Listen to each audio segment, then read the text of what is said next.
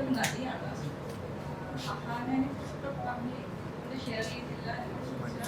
ഞാൻ മാക്സിമം എൻ്റെ ബെസ്റ്റ് അഹാനയോട് സംസാരിച്ചിരുന്നു. പിന്നെ പ്രൊഡക്ഷനും PROസും എല്ലാവരും സംസാരിച്ചിരുന്നു. ലൈക്ക് മാക്സിമം കോപ്പറേറ്റ് ചെയ്യാനായിരുന്നു. ബട്ട് എനിക്ക് തോന്നുന്നു മനു ഉണ്ടായിരുന്ന സമയത്ത്, ഡയറക്ടർ ഉണ്ടായിരുന്ന സമയത്ത് എനിക്ക് എന്തെങ്കിലും ഇഷ്യൂസ് ഉണ്ടായിരുന്നില്ല. എനിവേ വിദ്യാർത്ഥി ഇപ്പോഴും അത് മറന്നിട്ടുണ്ടാവില്ല.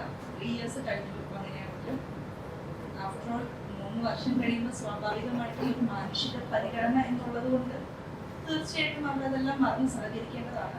അതുകൊണ്ട് എനിക്കറിയില്ല.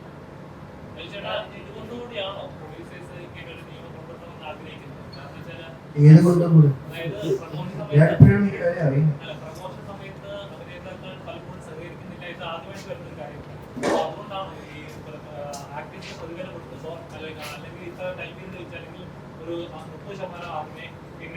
ഒരു ഡൗട്ട് കിട്ടി ഞാൻ തീർച്ചയായിട്ടില്ല. ഈ വിഭൂഷേട്ടന്റെ കാര്യവും ഈ കാര്യം എന്ന് പറഞ്ഞ 2 കാര്യങ്ങൾ ഇതിപ്പോ റീസെന്റ് ആയിട്ട് കടന്നതാണെന്ന് പറയും.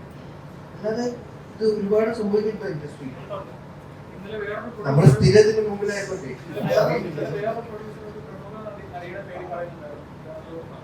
എനിക്കൊന്നും അവരുടെ ആക്ച്വൽ റീസൺസ് അസോസിയേഷൻ കറക്റ്റാണ്.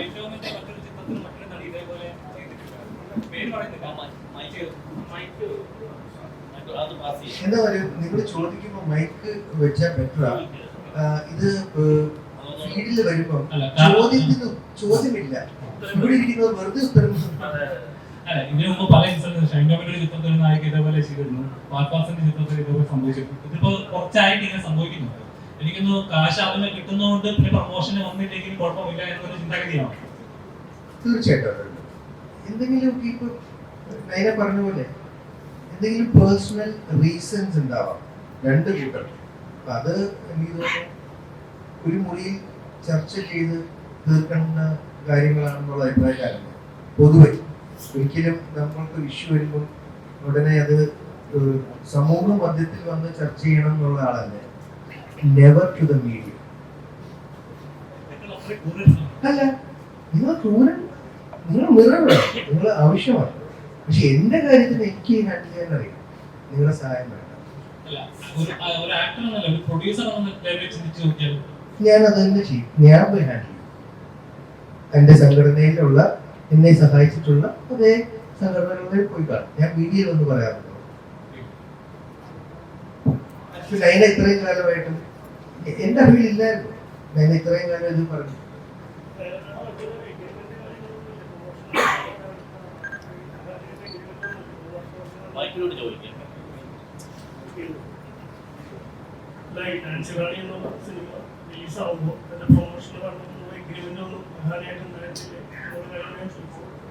നോർമലി നമ്മളെല്ലാവരും എഗ്രിമെന്റ്സും കാര്യങ്ങളും ചെയ്യുന്നതാണ്. തീർച്ചയായിട്ടും ഉണ്ടായിരിക്കാം. എന്താണ് റീസൺ എക്സാക്ട്ലി എനിക്കും അറിയത്തില്ല. എന്തൊക്കെ പറയാൻ നിർബന്ധിച്ചു കൊണ്ടിരുത്തുന്ന ഒരാള് അത് മോശം ഏത് സിനിമയുടെ സോ പാർട്ടിസിപ്പേറ്റ് ചെയ്യുന്നവർ തൽക്കാലം ഹാപ്പി ആയിട്ട് പാർട്ടിസിപ്പേറ്റ് ചെയ്യും. നിങ്ങൾക്ക് എല്ലാവർക്കും ഈ സിനിമ നാച്ചുറാണ്. ഇപ്പം ചേച്ചി സോഹൻ ചേട്ടനും ഞാൻ സംസാരിച്ചപ്പോൾ നമ്മുടെ ധ്രുവൻ ആയിട്ട് തന്നെ കണ്ടപ്പോൾ മനുവിന് വേണ്ടി സിനിമ ഞങ്ങൾക്ക് തിയേറ്ററിൽ ഇറങ്ങുന്നുണ്ട്. ഇപ്പം ലാലേട്ടൻ ഇത് ഇറക്കുന്നു, അദ്ദേഹത്തിന്റെ വിജയ പരസ്യം വെരി താങ്ക്സ്. കാര്യം അത് അവന് വേണ്ടി ആ സിനിമ തിയേറ്ററിൽ വേണം. സിനിമ എന്തായിക്കോട്ടെ, ഇപ്പം നല്ലതായിരിക്കാം മോശമായിരിക്കാം. നേരത്തെ ചേട്ടൻ പറഞ്ഞ ഇത്രയും നാളും ഇറങ്ങാതിരുന്നൊരു സിനിമ തമിഴ്നാട്ടിൽ ഇറങ്ങി ഇത്രയും മികച്ച അഭിപ്രായവും കളക്ഷനും നേടിയ 1 മാസമാണ് കഴിഞ്ഞുപോയി. അപ്പൊ അതുകൊണ്ട് തന്നെ ഇതിനും ഭയങ്കര പ്രസക്തിയുണ്ട്. അപ്പം നന്നായി വരട്ടെ എന്ന് നമുക്ക് ആഗ്രഹിക്കാം. നിങ്ങൾക്ക് എല്ലാവർക്കും ഇഷ്ടപ്പെടട്ടെ എന്ന് പറയാം. അജിത് ചേട്ടാ, ഫസ്റ്റ് ഓഫ് ഓൾ അജിത് ചേട്ടനോട് വളരെ റെസ്പെക്ട് തോന്നുന്നുണ്ട്. കാരണം ഒരുപാട് കാസ്റ്റ് ഉള്ള ഒരു സിനിമയാണിത്. അർജുന അശോകൻ, ഈ പറഞ്ഞ പോലെ ആഹാന കൃഷ്ണ, ധ്രുവൻ, നിങ്ങൾ തന്നെ പറഞ്ഞു ഒരു 36 പേരോളം ഇതിലുണ്ടെന്ന്. അജിത് ചേട്ടൻ തന്നെ ഞെട്ടി ഇങ്ങനെ ഓരോ ദിവസം സെറ്റിൽ ചെയ്യുമ്പോൾ ഓരോ ആൾക്കാർ. പക്ഷെ അത്രയും പേരുണ്ടായിട്ടും അജിത് ചേട്ടന് മാത്രമേ ആ മനസ്സുണ്ടായുള്ളൂ ഈ പ്രസ് മീറ്റിന് വന്ന് ഇങ്ങനെ ഒരു പടം പ്രൊമോട്ട് ചെയ്യാൻ. ദേവി ചേച്ചി അട്ടപ്പാടി എന്ന് പറഞ്ഞതാ. സോമചേട്ടൻ ഞാനും കൊച്ചിയിലുള്ളവരാണ്. ഞാൻ ഒരുമിച്ചാണ് തന്നെ. തീർച്ചയായിട്ടും ചേച്ചി എല്ലാവരും കേട്ടോ. അപ്പൊ അതിലെന്താന്ന് വെച്ച് കഴിഞ്ഞാൽ മറ്റുള്ളവർക്കൊക്കെ ഇപ്പൊ ലാൽ സാർ ഒരു പറഞ്ഞ ദിവസം ലാൽ സാറ് ചെന്നൈയിലാണ്. ശ്രീനി സാറിന് നമുക്കറിയാം, അദ്ദേഹത്തിനെ നമുക്ക് കൊണ്ടുവന്ന് ഒരു പ്രൊമോഷൻ എത്തി ബുദ്ധിമുട്ടിക്കാൻ ഒരു താല്പര്യമില്ല. അഹാനയുടെ കാര്യം ഇപ്പൊ നിങ്ങൾ സംസാരിച്ചു. അർജുൻ സുമതി വളർന്ന ഷൂട്ടിലാണ്, ധ്രുവൻ ഷൂട്ട്. ആക്ച്വലി ഇന്നത്തെ ടൈമിനനുസരിച്ച് അവർക്ക് മാച്ച് ചെയ്യാൻ പറ്റും. ഇതൊരു പെട്ടെന്ന് പ്ലാൻ ചെയ്തൊരു കാര്യമാണ് ഈ പ്രശ്നം. ഇനി ഇത് പതുക്കെ പതുക്കെ മീഡിയയിലോട്ട് അറിയിക്കുന്നത് ഏപ്രിൽ 18 ദിവസം ആകുമ്പോഴത്തേക്കും നമ്മളുടെ പ്രൊമോഷൻ ഇന്റർവ്യൂസ് ഒക്കെ ഇവരിലേക്ക് പാർട്ടിസിപ്പേഷൻ ഉണ്ടാവും.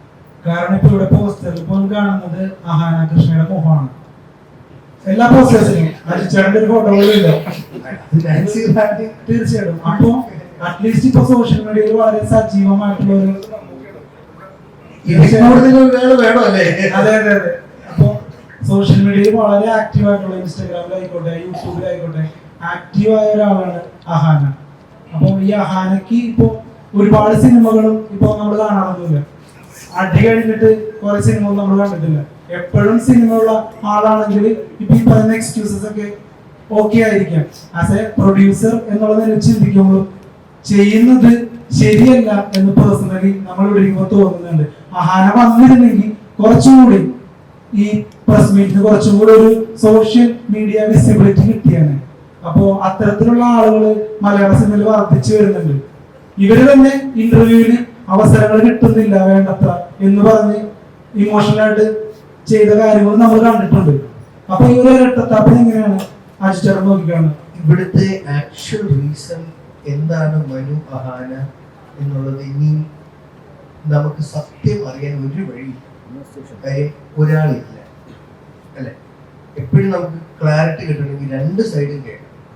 ഇനി അതിനൊരു ഓപ്ഷൻ ഇല്ല. അപ്പൊ ഇനി ഒരിക്കലും ഉത്തരവില്ലാത്ത ഒരു കാര്യത്തിനെ കുറിച്ച് നമ്മൾ പുറകോട്ട് പോകും. പക്ഷെ അഹാനക്ക് പറയാം, അഹാന പറയുന്നത് ഇനി നമുക്ക് വിശ്വസിക്കേണ്ടി വരും. തീർച്ചയായിട്ടും. കാര്യം മനു ഇല്ല, അതാ പറയാം. അപ്പൊ അതുകൊണ്ട് നമുക്ക് ആ ചോദ്യത്തോട് പോയിട്ട് കാര്യമില്ല. ഡെഫിനറ്റ് ഉത്തരവില്ല. എനിക്ക് പേഴ്സണലി മനുവായിട്ടുള്ള ഫൺ മൊമെന്റ്സ് ഉണ്ടായിരുന്നു. മനസ്സിലായി? ഞാൻ അയാളോടുള്ള കമ്പനി ആസ്വദിച്ചിട്ടുണ്ട് ആ കോവിഡ് ടൈമിൽ. അതെനിക്കിപ്പോ മാധ്യമത്തിലൊന്നും പറയാൻ പറ്റുന്ന കാര്യങ്ങളല്ല. മനസ്സിലായി? അപ്പൊ അത് ഇത് പറഞ്ഞു. പക്ഷെ ആ ഒരു ബന്ധമുണ്ട്. ആ ബന്ധമാണ് സിനിമ സെക്കൻഡറി, ബന്ധമാണ് പ്രൈമറി. ഞാൻ സിനിമയിൽ വന്നത് സുഹൃത്ത് വഴിയാണ്. എന്റെ അവസാനത്തെ ഇറങ്ങിയ സിനിമയും സീരീസും സുഹൃത്തുക്കളോടൊപ്പം തന്നെയാണ്. അപ്പൊ എനിക്ക് പ്രൈമറിലി ഈ പറഞ്ഞ പോലെ ഫ്രണ്ട്ഷിപ്പ് എന്ന് പറയുന്നത് ഇമ്പോർട്ടൻ്റ്. അയാൾ എൻ്റെ ആ സമയത്ത് ഞാൻ ഒരുപാട് അയാളോട് ചിരിച്ചതാണ്. കോവിഡ് സമയത്ത് അയാൾ എനിക്ക് EMI അടയ്ക്കാൻ സഹായിച്ച ആളാണ്. അപ്പോ അർജുൻ അശോകൻ തുടങ്ങിയവരുടെ ഈ വിട്ടുനിൽക്കലിനെ കുറിച്ച് അർജുൻ സുമതി വളവിന്റെ ഷൂട്ടില്ല ഇൻട്രസ്റ്റഡ് ആണ്. അയാൾ വരും, ധ്രുവൻ വരും. ലാൽ സാറ് കോണ്ടാക്ട് ചെയ്തപ്പോൾ ചെന്നൈയിലാണ്. നമുക്ക് അങ്ങനെ അവരെ ബുദ്ധിമുട്ടിക്കാൻ പ്രൊഡക്ഷന് താല്പര്യം. ഇനി വരും ദിവസം ഞാൻ പറഞ്ഞില്ലേ, ഇനി April 18 റിലീസിന് മുമ്പുള്ള പ്രൊമോഷണൽ ഇന്റർവ്യൂസ് ഉണ്ടാവില്ല. മിക്കവരോട് സാധിക്കും. ചേട്ടാ, ഈ അടുത്ത് അമീർ ഖാൻ ഒരു സ്റ്റേറ്റ്മെന്റ് കൊടുത്തായിരുന്നു. 20 വർഷമായിട്ട് പ്രതിഫലം വാങ്ങാതെയാണ് അമീർ ഖാൻ അഭിനയിക്കുന്നത്.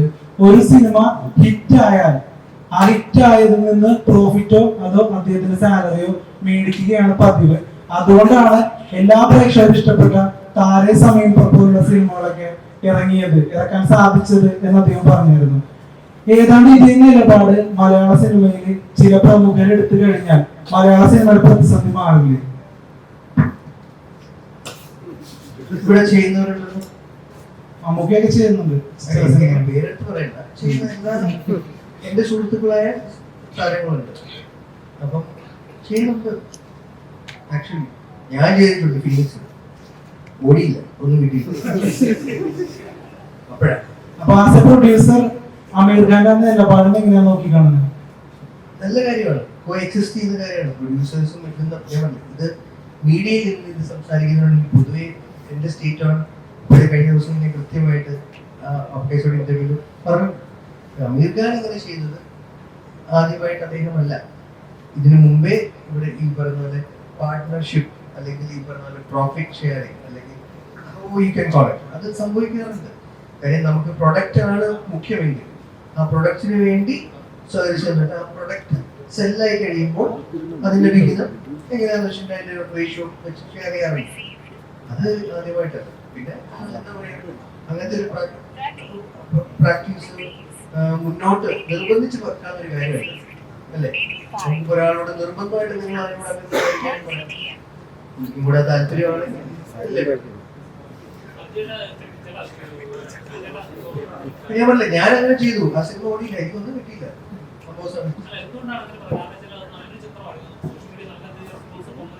ഈ ആമസോൺ ട്രെയിനിൽ വന്നപ്പോൾ ഇത് വന്നു, അതിന്റെ റോങ് മാർക്കറ്റിംഗ് ആയിരിക്കാം റീസൺ.